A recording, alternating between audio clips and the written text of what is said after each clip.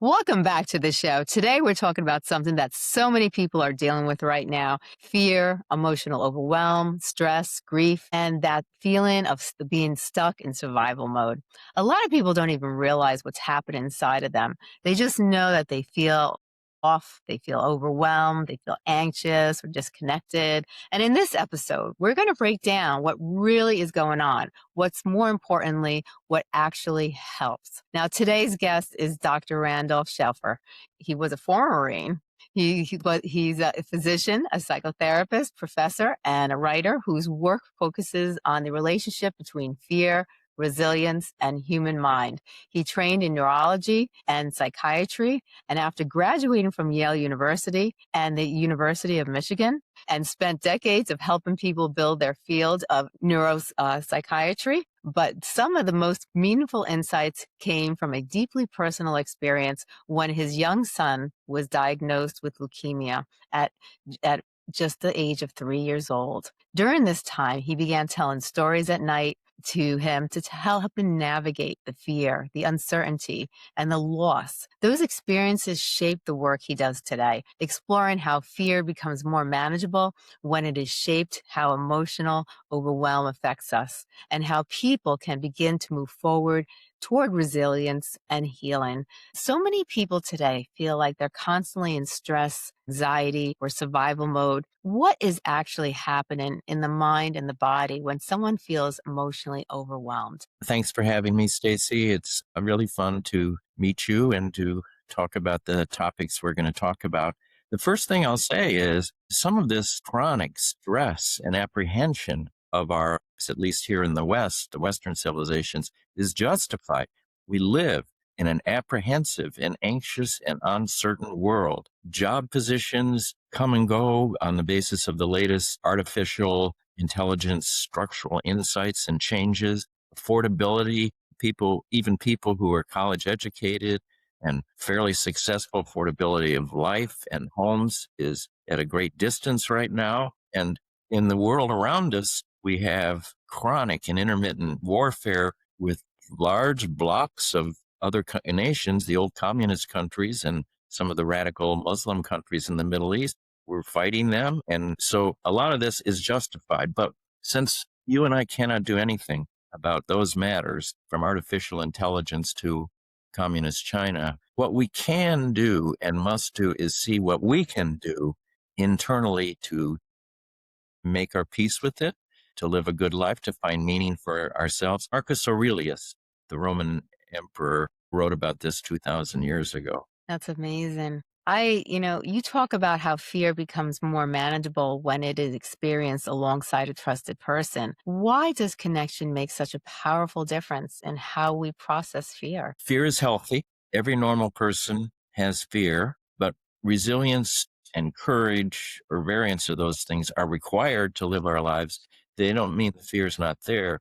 They mean we move along in spite of it. And that's what happened with our son now 35 years ago when he developed acute lymphocytic leukemia at age 3. Terrible ordeal that lay ahead for him. So I thought I would design these bedtime stories and tell them in serialized form to him and his younger brother, at least for the first year, to give him mythological characters, stories of courage, of overcoming fear, of heroism. And I think it worked out. At that time, see, I was always in pediatrics too, in the major medical centers. And acute lymphocytic leukemia at that time was 50% fatal. But I knew from my experiences with those children, of the 50% who died, only about half of them died because of the biology of the disease. The other half died because they couldn't take the treatment or their families couldn't take the treatment. So that was where I was aiming these stories. So our son would be toughened up to endure the treatments, and he was. It's amazing what you could do with children's books and stories, how they can affect our children's lives and how they can better our children's lives. I remember when my children first visualized and they saw me have a seizure when they were very young. I had taken a bunch of pieces of paper and I had drawn stick figures and I showed, this is what happens when mommy has epilepsy. This is what it is, and this is how, this is what you'll do. And I went I went through the whole thing in stick figures and made a little story out of it. Later on in life, I wrote a book about it, but that helped them overcome a lot of the fears that they experienced when they saw mom have a seizure for the first time. So I can understand when you're talking about how you wrote those stories, the massive effect that it could have in a positive way on your child. Yes, you see, what you were doing for your child or children was you were showing them that you were not afraid of the seizures and the epilepsy. And that is very reassuring to them. Many adults believe that children are fragile and we can't talk with them about serious things, whether it's health and disease, death, whatever. Actually, they're quite accepting as long as we show them that we're not afraid of it. And that kind of identification then stays within them going forward. It's like a legacy, an example legacy of how to face difficult issues, fearful issues from us to them. A lot of people think fear means something that is wrong with them, but you say fear is not a weakness, it's information. Now, can you explain that, what it really means to people? Like we just started to go into it a little bit, but can you go more deeper into it? Because a lot of times parents have a tendency of hiding things from their children and Yes. they hide things from other adults too, thinking that they're not going to be able to handle it, that it's weakness. Yes. We all have fears, as Kevin Costner said in the Bodyguard movie, to the son of the movie star. Everybody is afraid of something. And if you're not, you're abnormal and dysfunctional in this world. So by I think storytelling is a very powerful way. Modeling too, what we just talked about, because the children know who we are. If we show them we're not afraid of difficult topics, but storytelling gives controlled mythical characters with the strongest positive values of our Western culture: responsibility, courage, leadership, taking care of others. And I do have a complaint about a lot of children's books at the present time. I think they're very mushy. A lot of them are soft and coddling, very banal and boring, in my opinion. And I think the reason that that's happened is we're in kind of an epidemic of grown-ups now who feel that we don't want the child to be afraid. We don't want the child to have a failure experience. It might upset her. And we don't want the child to have any, chronic stressors and anxiety. But it can't be avoided. The only question is how we bring them up to do it. And they self-learn. If they get good examples from us, from their relationships, from our stories, they learn themselves as they go through life what's dangerous, what's not. I agree. I agree completely. I think you're right. I think sometimes some of these books are too mushy and that children are stronger than we realize and that the better we explain things, the stronger they will become, the more they will understand and the better equipped they will be to handle these things in the present tense and in the future as well. Absolutely. And if you look at the most famous collection of children's stories in the world, the Grimm fairy tales from the twin brothers from the early 19th century, they're very violent and they have evil characters in them. Children accept the notion of evil people and evil spirits very well. They kind of already believe in it. So if we pretend, and there are such things in the world, there is a lot of evil out there in the world. So if we try to pretend that to the children that it's not true, they know we're fudging them. Yeah, I agree. Now, I want to talk about grief and life changes, whether it's loss or illness or burnout or major transitions. These experiences can really shake someone's identity. What do people need to understand about how these moments can affect them emotionally? Yeah, everyone has them. They're different for each person. What comes out of it, and sometimes here's where insight psychotherapy helps. I have many sayings. One of them is everyone needs psychotherapy at some time in his or her life, although not everyone gets it. But out of a terrible experience, we've been talking about those. A new self is born, a new identity, new identifications, new activities, new directions, new meaningfulness. That's healthy. It's inevitable. These changes in the life cycle that I was telling you about, I think there's three blocks to it. The first 30 years are the development of our initial identity, getting an idea who we are, what our strengths are, not aiming low in what we want to do, but having a realistic idea of what's possible, who we are, etc. Then there's 30 years in the middle where we do our duty. We make our family, such as it is, in whatever form. We do our work. We contribute to our community and to our friends. Sometimes later in life, it's hard to remember those middle 30 years because it was one day after another. And then now we have a third phase that I'm in, the 30 years more, hopefully more or less after 60. And that's kind of an unknown area, but I think here that's a chance for people to invent themselves using what fulfilled them in their youth. So for me, I'm now a writer of children's books and novels and others and medical stories because that was always in me. For the first 60 years, I didn't have time or ability to do it. Now I do it and I really like it. So, why do some people stay stuck in survival mode even after the situation has passed? And how can someone begin to recognize that they're in that state? Well, that's a hard question to answer. I talked just before about how people use those painful events, life disturbing events, identity threatening events, which we all have, to grow, to become a new person, to move on. But many people get stuck. There are various, Freud called these developmental arrests in development. The life cycle and emotional development is constant from the beginning to the end, but some people get stuck at certain ages.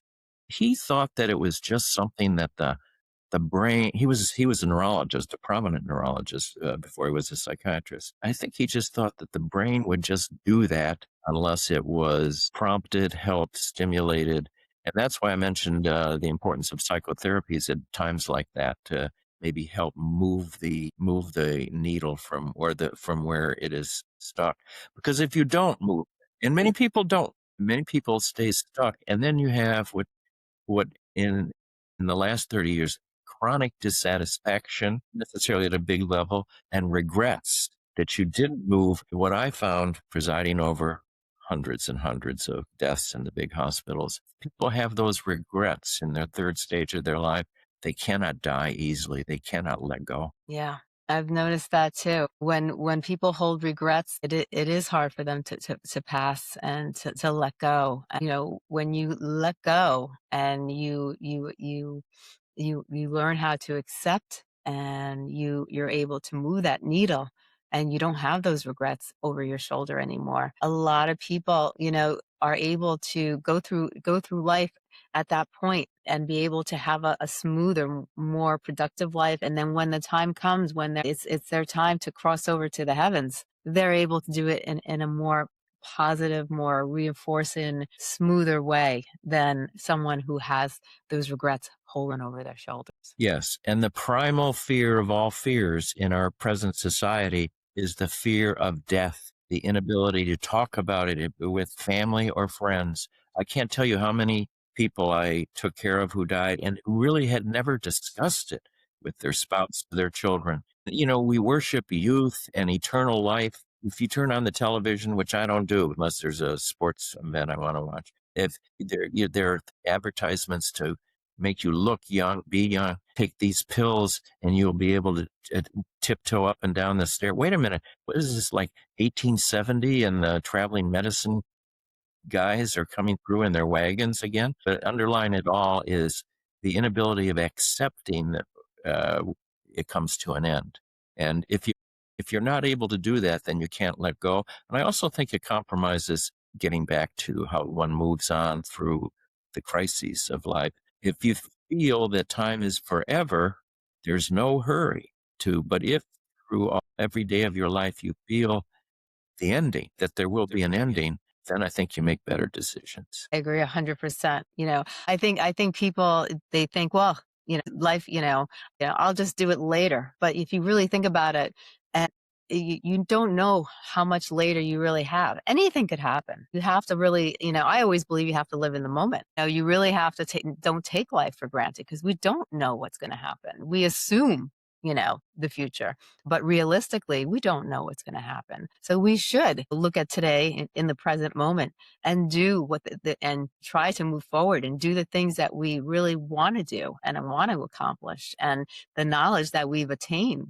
What are other things that we want to do that will make us more happy and more fulfilling in life? Because at the moment we have the ability to do it, but who knows in the future if we'll still have that ability. Yes, I lived most of my life each day feeling, what if this were the last day? what would I do? I tried to explain this to my wonderful wife when we were going to get married 45 years ago. She thought I was suicidal. She didn't want to hear about it. So I didn't tell her anymore. But if you do that, then you end up making better decisions. I agree 100%. Now, you've talked about storytelling as a way to process fear and uncertainty. How does storytelling actually help people work through the difficult emotions? The storytelling is for small children, young children. Although we all love stories. If you look at those serial things on Netflix, which I don't do, but if you look at them, they're just storytelling for grown-ups. So we like the storytellings or something just inside of us. It just feels good. It conveys a message to us, which is helpful. It's entertaining, whatever. But the kind of key stories for children that I'm talking about and writing, hopefully in the children's book that I've written, those stories stay with them inside as models of how to live their lives and what to do. I could tell one story about this. I don't want to go into too much of this about war stories, but one time I had an encounter in Vietnam with the NVA, the North Vietnamese Army, and I could have and maybe should have just shot down these, but I had an image from my own past, a story from my time at Yale. There was a heroic mythical figure in the Yale literature called Frank Merriwell. I read some of these stories when I was at Yale. This is at a late, but still like late teenage years. Frank was just the world's most heroic guy. Great male, handsome, tall, a superb athlete, always honest, generous, kind. And I stood over these enemy soldiers that day, and all of a sudden, Frank Merriwell's image intruded into my mind because they weren't resisting. They weren't going to run or they weren't going to shoot back. So I thought, well, what would Frank Merriwell do here? So I let him go. And then for a day, I felt so good about myself that I had done, what that image from the past when I was young, when I was a teenager. But here, except turned out to be very wrong because those enemy troops were on their way to do something, which they did 3 days later, and I had let them go, and it was bad. So I think what that shows is the power of those mythical figures from the past, but also maybe you can't trust them all. Yeah. I always say sometimes too, we have to trust our gut and our heart because, and I think 10% of our brain is logic.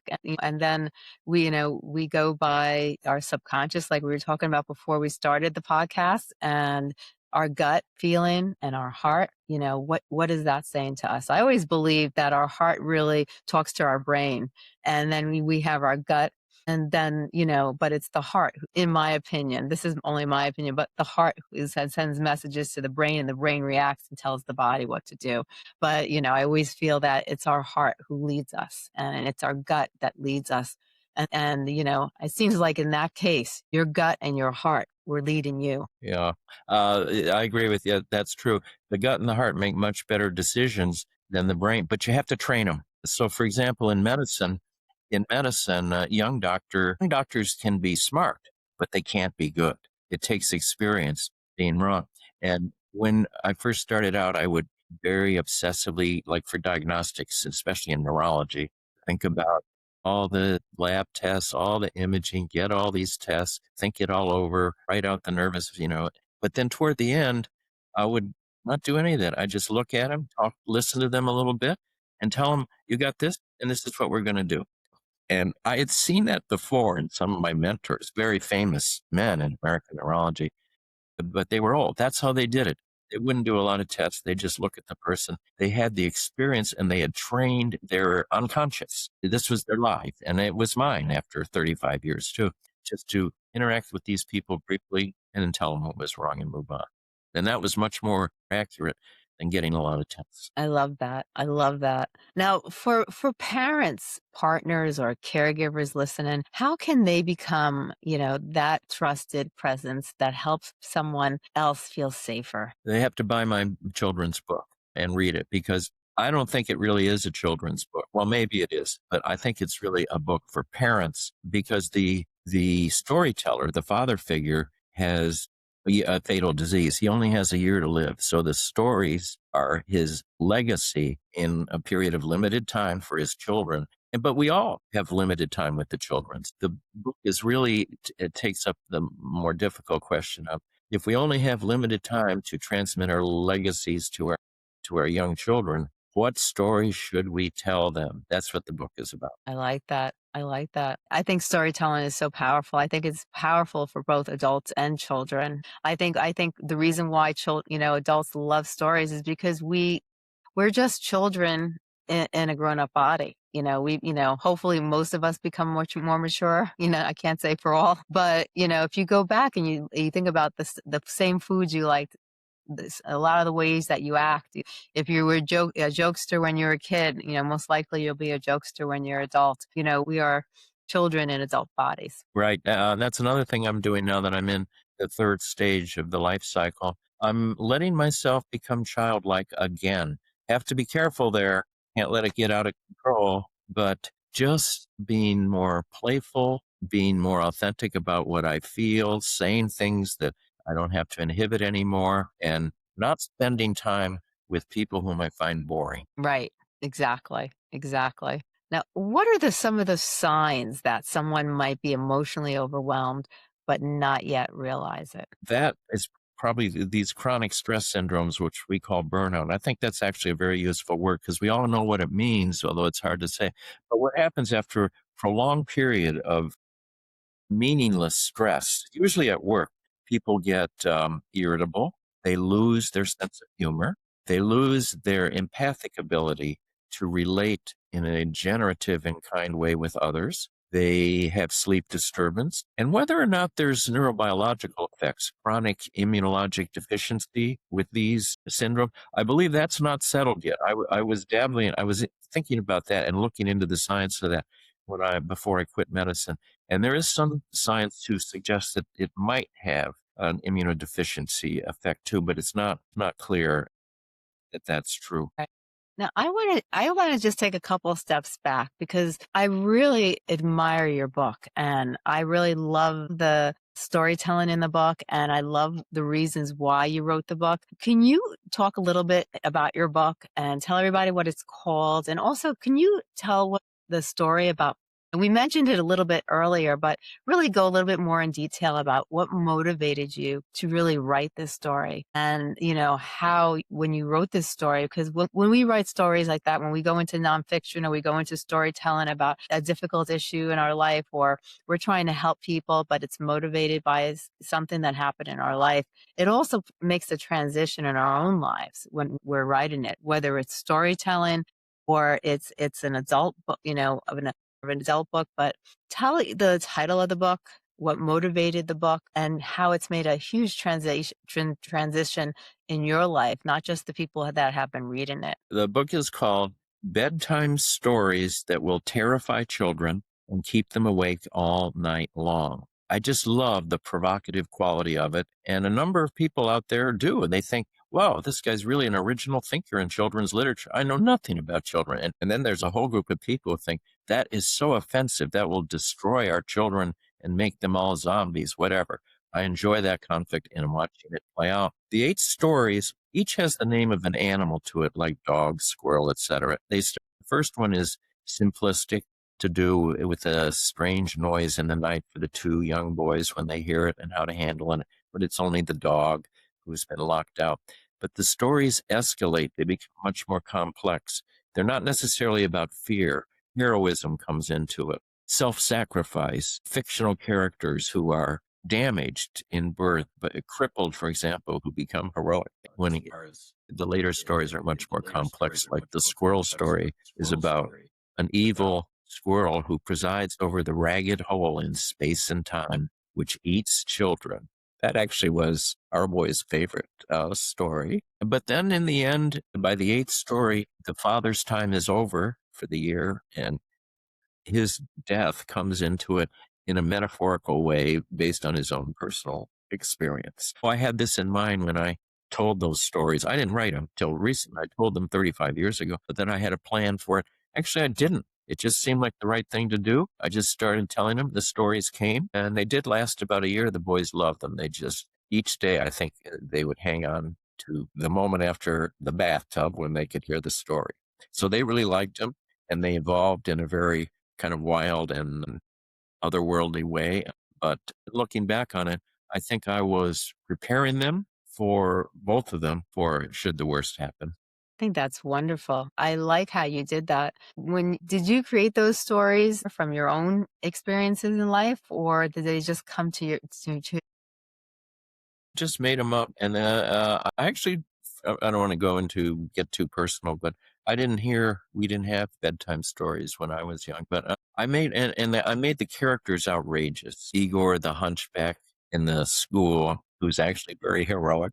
So characters like that, I would make the description of them quite graphic, and you couldn't make it. Those descriptions sounded frightening for the children, or they couldn't be reassuring when they found out how kind-hearted Igor was. And of course, that story, we're talking about prejudice against people less fortunate or different from we. And so I was picking up those themes, but I made them all up I've always had a busy brain. I love that. My son loves stories like that, and I have to say he has a very strong personality, and I mean that in a good way. He's a strong individual with a lot of resilience, but he also liked stories like that. He was drawn to stories like that, and I do think they help in a children's mind. They prepare them in some way, form, or fashion about today's world and what to expect.